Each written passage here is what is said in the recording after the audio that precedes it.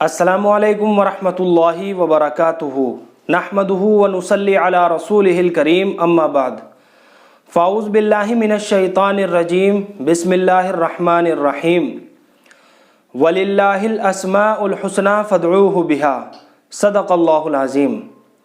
मोहतरम नाज़रीन हज़रात, आज हम बात करने वाले हैं असद नाम के बारे में कि बच्चे का असद नाम रखना कैसा है और इस नाम के माना क्या है, मतलब क्या है, और क्या बच्चे का असद नाम रखा जा सकता है या नहीं, और क्या ये किसी सहाबी का भी नाम है। तो चलिए मोहतरम नाज़रीन हज़रात, इस नाम की मालूमात को समझ लेते हैं। तो मोहतरम नाज़रीन हज़रात, असद नाम के माना है शेर। असद जो लफ्ज़ है ये इस नाम के माना आते हैं शेर, और ये बहादुरी से किनाया है, इसलिए बहादुर शख्स को भी असद कह देते हैं। तो असद नाम के माना आते हैं शेर। इसके अलावा कई ऐसे सहाबा इकराम गुजरे हैं जिनका नाम असद था, यानी बहुत सारे सहाबा इकराम का नाम भी असद है।